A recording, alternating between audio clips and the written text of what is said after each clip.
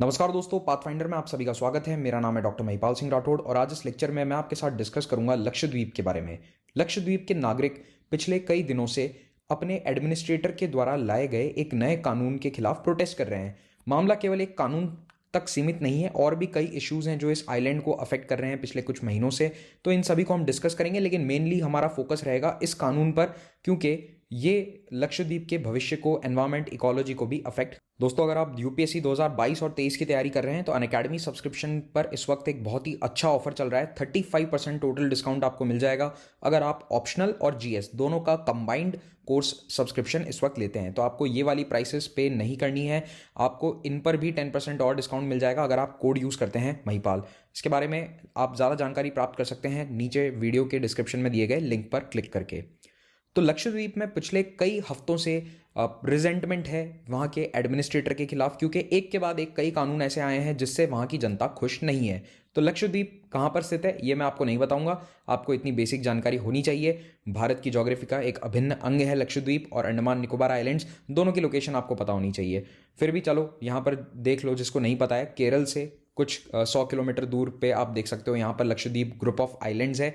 आपको मुझे कमेंट में एक चीज़ बतानी है, लक्षद्वीप और अंडमान निकोबार आइलैंड्स की ज्योग्राफी में बेसिक फर्क क्या है, सबसे बड़ा बेसिक डिफरेंस क्या है दोनों की ज्योग्राफी में, या फिर यूं कहूं कि फिजियोज्योग्राफी में, वो आप मुझे कमेंट्स में बताएंगे। दिसंबर 2020 में भारत सरकार ने लक्षद्वीप में एक नए एडमिनिस्ट्रेटर को नियुक्त किया था। तो ये नए एडमिनिस्ट्रेटर वो हैं जो ऑलरेडी दीव दमन दादरा नगर हवेली के एडमिनिस्ट्रेटर भी हैं। प्रफुल्ल पटेल इनका नाम है। ये गुजरात के एक पॉलिटिकल लीडर रहे हैं बहुत लंबे समय तक, और अभी कई सालों से दीव दमन के एडमिनिस्ट्रेटर थे। तो ये जब से एडमिनिस्ट्रेटर बने हैं तब से कई ऐसे नियम कानून बदले जा चुके हैं जिनको लेकर लोग वहाँ के खुश नहीं हैं। जैसे कि अल्कोहल या लिकर की सेल अलाउ कर दी गई है आइलैंड पर, बीफ को बैन करने का प्रपोजल लाया गया है, और कुछ पंचायती चुनाव में ये रूल लाया गया है कि जिनके 2 से ज़्यादा बच्चे हैं वो चुनाव नहीं लड़ सकते। इस प्रकार से डिसएनफ्रेंचाइज करने की बातें चल रही है आइलैंडर्स को। और अब जो सबसे बड़ा इशू है वो एक कोविड का बन चुका है, क्योंकि जनवरी तक लक्षद्वीप में एक भी कोविड केस नहीं आया था, लेकिन अब 70,000 की आबादी पे आप देखिए कितने केस आ चुके हैं, 6,847। 24 मई तक का ये डेटा है। तो वहाँ पर पहले रेगुलर क्वारंटीन होता था, मैंडेटरी क्वारंटाइन होता था जो भी बाहर से आया है, लेकिन अब ऐसा नहीं है। प्रफुल्ल पटेल के आने के बाद से ये क्वारंटाइन को हटा दिया गया है, तो 14 दिन क्वारंटाइन होने की ज़रूरत नहीं है। तो ये हैं श्री प्रफुल्ल पटेल, और ये लक्षद्वीप के एडमिनिस्ट्रेटर हैं दिसंबर 2020 से। और इनका थोड़ा सा पास्ट जो है वो कंट्रोवर्शियल भी रहा है, कुछ केसेस में इनका इन्वॉल्वमेंट है, आप चाहे तो उसे सर्च करके पढ़ सकते हैं, हम अभी उसमें नहीं जाएंगे, हमारे काम का नहीं है। तो अभी जो रीसेंट डिसकंटेंट है वो क्यों हो रहा है? अब कोविड के कारण लक्षद्वीप के 10 आइलैंड जो हैं जहां पर लोग रहते हैं, इनहैबिटेड आइलैंड्स हैं, उनमें लॉकडाउन चल रहा है। और इस लॉकडाउन का फायदा उठाकर सरकार पर यह आरोप लगा रहे हैं लोग कि वो कुछ भी कानून लेकर आ रही है, आर्बिट्ररी लेजिस्लेशंस लाए जा रहे हैं, और लोग प्रोटेस्ट भी नहीं कर सकते क्योंकि लॉकडाउन लगा हुआ है, बाहर नहीं निकल सकते, कोविड के केसेस काफ़ी फैल रहे हैं। तो ऐसे में ना तो लोकल नेताओं से कंसल्ट किया जा रहा है, ना ही जनता से कंसल्ट किया जा रहा है, और एनवायरमेंट और सोशल लैंडस्केप दोनों को खराब करने वाले, प्रोबेबली खराब करने वाले निर्णय सरकार के द्वारा लिए जा रहे हैं। लेकिन लोगों में सबसे ज़्यादा रोष व्याप्त है एक नए कानून के कारण। इस कानून का नाम है लक्षद्वीप डेवलपमेंट अथॉरिटी रेगुलेशन, और ये बिल या कानून अभी बनाया नहीं गया है, इसका ड्राफ्ट जो है वो तैयार कर दिया गया है। लक्षद्वीप एडमिनिस्ट्रेशन की वेबसाइट पर वो अपलोडेड है, 28 अप्रैल को अपलोड कर दिया गया था, और जल्द ही उसको कानूनी रूप दे दिया जाएगा। तो जैसे ही वो कानून पास होगा तो लक्षद्वीप डेवलपमेंट अथॉरिटी एलडीए बनाई जाएगी, और इस एलडीए के द्वारा क्या होगा, ऑब्वियसली डेवलपमेंट किया जाएगा लक्षद्वीप का। लेकिन जो वहाँ के लोग हैं वो कह रहे हैं कि ये डेवलपमेंट हमारे हित में नहीं होगा। अब जो वहाँ पर लोग रहते हैं वो मोस्टली शेड्यूल्ड ट्राइब हैं। आई थिंक मैंने पहले 98% बोल दिया था, इट्स 94.8% वहाँ की जो आबादी है वो शेड्यूल्ड ट्राइब में आती है। और ये सभी स्मॉल प्रॉपर्टी होल्डर्स हैं, यानी कि इनके पास जो प्रॉपर्टीज़ हैं, इनके घर हैं, वो बहुत छोटे छोटे ज़मीन के टुकड़े हैं, और इनके पास और कहीं जाने की जगह नहीं है, क्योंकि ऑफकोर्स इट्स एन आइलैंड। अगर उनका घर छिन जाता है तो वो कहीं पर भी जा नहीं सकते। अब ये एलडीए में ऐसा क्या कहा गया है, इसके ड्राफ्ट में क्या क्या कहा गया है? तो ये एलडीए वाला जो अभी ड्राफ्ट अपलोड हुआ है, इसमें ऐसा लिखा गया है कि सरकार के पास ये पावर होगा कि वो प्लानिंग और डेवलपमेंट अथॉरिटीज़ को बना सके। और ये प्लानिंग और डेवलपमेंट अथॉरिटीज़ क्या काम करेंगी, किसी भी क्षेत्र को चिन्हित कर दिया जाएगा, एक एरिया को मार्क कर दिया जाएगा कि यहाँ पर लेआउट अच्छा नहीं है, बैड लेआउट है, ऑब्सोलीट डेवलपमेंट है। ऑब्सोलीट का मतलब कि जो अब बिल्कुल काम का नहीं है, पुराना है, ऐसा डेवलपमेंट है, और ऐसे एरिया को रीडेवलप किया जाएगा। केवल आर्मी या नेवी के कंटोनमेंट एरियाज जो होते हैं वो इससे एग्जेम्प्ट होंगे, बाकी लक्षद्वीप की सारी ज़मीन, चाहे वहाँ पर कोई भी रहता हो, वो इस LDA के दायरे में आएगी।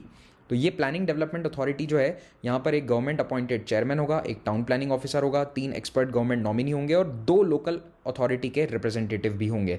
लेकिन आप देख सकते हो कि ज़्यादातर यहाँ पर रिप्रेजेंटेशन किसका है, सरकार का या सरकार के नुमाइंदों का। लोकल अथॉरिटी जो है उसका रिप्रेजेंटेशन थोड़ा सा कम है। तो यहाँ पर क्या बातें कही गई है, it defines development as carrying out of building, engineering, mining, quarrying or other operations in or over or under land, the cutting of a hill or any portion thereof, or making of any material changes in any building or land or in the use of any building or land. कुल मिलाकर यहाँ पर किसी भी घर, किसी भी building को तोड़ा जा सकता है, उसको चेंज किया जा सकता है, किसी भी पहाड़ को काटा जा सकता है, माइनिंग कुछ भी करी जा सकती है। तो ये डेवलपमेंट के दायरे में आएगा। These authorities are to prepare land use maps, carry out zonation for type of land use and indicate areas for proposed national highways, arterial road, ring road, major street, railway, tramway, airport, theatre, museum, playground, stadium, etc. तो यहाँ पर नया infrastructure बनाया जाएगा जिसमें highway शामिल हैं, बंदरगाह शामिल हैं, एयरपोर्ट्स हो सकते हैं। तो ये सारा इंफ्रास्ट्रक्चर अब कहीं पर भी बनाया जा सकता है, किसी की भी ज़मीन लेकर बनाया जा सकता है। तो यहाँ के निवासी इसका विरोध क्यों कर रहे हैं? ये विरोध इसलिए कर रहे हैं क्योंकि इनका यह मानना है कि ये जो पावर है डेवलपमेंट का, प्लान बनाने का, ये पावर एक अथॉरिटी को दिया जा रहा है, एक ऐसी अथॉरिटी को दिया जा रहा है जिसमें लोकल लोगों का कोई हक नहीं होगा, कोई से नहीं होगा और इनका कोई अधिकार नहीं होगा कि ये किसी प्लान को रोक सकें। तो सारा पावर इस अथॉरिटी को दे दिया जा रहा है डेवलपमेंट के लिए, और इसके कारण लोगों के घर उनसे छीन लिए जाएंगे। मान लो किसी एरिया के अंदर डेवलपमेंट के लिए घर तोड़ने पड़ते हैं, तो ऐसे में वो लोगों को अपना घर छोड़ना होगा, उन्हें रीलोकेट करना होगा, और क्योंकि लक्षद्वीप बहुत ही छोटे द्वीप समूह हैं तो लोग जाएंगे कहाँ पर। तो this means it empowers the government to pick any land for development activities provided under its regulation. और एक बार अगर ये ज़मीन सरकार चुन लेती है, चूज़ कर लेती है, तो फिर चाहे कोई भी उसका मालिक हो, उसको वहाँ से हटना पड़ेगा। उस ज़मीन को ये कह दिया जाएगा कि ये पब्लिक पर्पस के लिए इस्तेमाल की जाने वाली ज़मीन है और इसीलिए यहाँ से मालिक को हटना ज़रूरी है। अब चाहे उसका वहाँ पर घर हो, कितने ही साल पुराना घर हो, उसकी दुकान हो, कमर्शियल इस्टेब्लिशमेंट हो, उसको सरकार अपने अंडर में ले लेगी। और इससे फोर्सिबल इविक्शन होगा, ज़बरदस्ती किसी को अपने घर से निकाला जा सकता है। एक और प्रॉब्लम यह है कि इस तरह के जब प्लान लाए जाएंगे तो उन प्लान के अंदर कुछ एरियाज़ को डेजिग्नेट किया जाएगा कमर्शियल, रेजिडेंशियल। तो मान लो कि कमर्शियल एरिया में आपका घर है, तो अब आप वहाँ पर रह नहीं सकते हो, आपको अपने घर को कन्वर्ट करना पड़ेगा कमर्शियल बिल्डिंग में। You have to develop your property according to the plan prepared by the authority. तो जो LDA कहेगा उसी के अनुसार आपको अपनी प्रॉपर्टी को बदलना पड़ेगा, चेंज करना पड़ेगा, और अगर आप ऐसा नहीं करते तो काफ़ी सारी पेनल्टीज़ हैं उसके लिए। तो कुल मिलाकर एक इंसान अपने ज़मीन के मालिकाना हक को अच्छे से इस्तेमाल नहीं कर सकता, वो मालिकाना हक केवल नाम का रह जाएगा। The right to possess and retain property, उसमें इंटरफेरेंस आ जाएगा सरकार का, और सरकार की तरफ से भी किसका, LDA का। तो सबसे बड़ा विरोध इस कानून का हो रहा है, लेकिन इसके अलावा भी कुछ और कानून हैं जिनका विरोध कर रहे हैं वहाँ के लोग। कुछ ही महीने पहले नए एडमिनिस्ट्रेटर ने prevention of anti social activities regulation, जिसको कई बार गुंडा एक्ट भी कहा जाता है भारत के कई राज्यों में, इस गुंडा एक्ट को वहाँ पर लागू कर दिया था। अब लक्षद्वीप आइलैंड जो है उसमें पूरे भारत में सबसे कम क्राइम रेट है, वहाँ पर गुंडा एक्ट की क्या आवश्यकता है? तो इसको वहाँ के जो लोकल निवासी है वो कह रहे हैं ये तो रेसिस्ट एक्ट है, ये तो रेसिस्ट कानून हो गया कि लक्षद्वीप भारत का पार्ट नहीं है क्या? आप हमें एक कॉलोनी की तरह कैसे ट्रीट कर सकते हैं? जब यहाँ क्राइम ही नहीं है तो ऐसे कानून क्यों लाए जा रहे हैं? इसको PASA कहा जा रहा है, पासा कहा जा रहा है। अब हालांकि एडमिनिस्ट्रेटर का कहना है कि ये तो क्राइम कम करने के लिए, लेकिन ये बात डेफिनेटली सही है कि वहाँ पर ऑलरेडी क्राइम बहुत ही लो है, तो ऐसे में इस प्रकार के स्पेशल कानून की ज़रूरत क्यों है?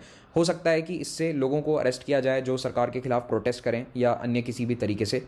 और दूसरी बात ये कि जो LDA है उसको लाने के पीछे सरकार ये तर्क दे रही है कि हम डेवलपमेंट चाहते हैं, लोग मालदीव्स की तरफ जाते हैं, मालदीव्स में रिजॉर्ट्स डेवलप्ड हैं, यहाँ पर डेवलपमेंट नहीं है, क्यों ना मालदीव्स की तरह लक्षद्वीप को भी डेवलप किया जाए।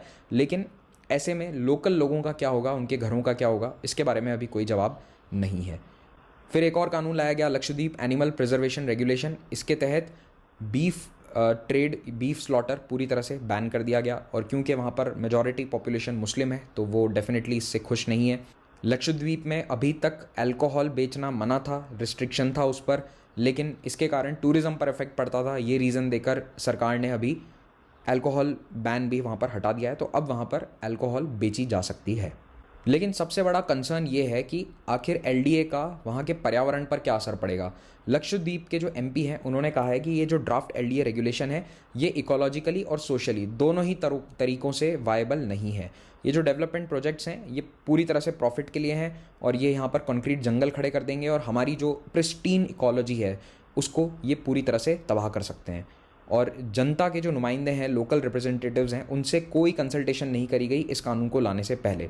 2017 में लक्षद्वीप का एक आइलैंड पराली वन 100% तक इरोड हो चुका है। तो वो ये एग्जांपल दे रहे हैं कि किस प्रकार से यहाँ का एनवायरनमेंट तेज़ी से चेंज हो रहा है और ऐसे में इसे बचाने की ज़रूरत है, ना कि डेवलपमेंट के नाम पर इसे और ज़्यादा ख़राब करने की ज़रूरत है।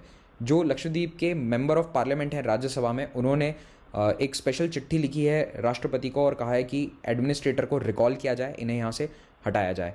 और ये मामला जब काफ़ी गर्म हो रहा है पिछले कुछ दिनों से, तो केरल के कई एमपीज़, पॉलिटिकल पार्टीज़, कई सारे फिल्म स्टार्स भी लक्षद्वीप के सपोर्ट में उतरते हुए नज़र आ रहे हैं।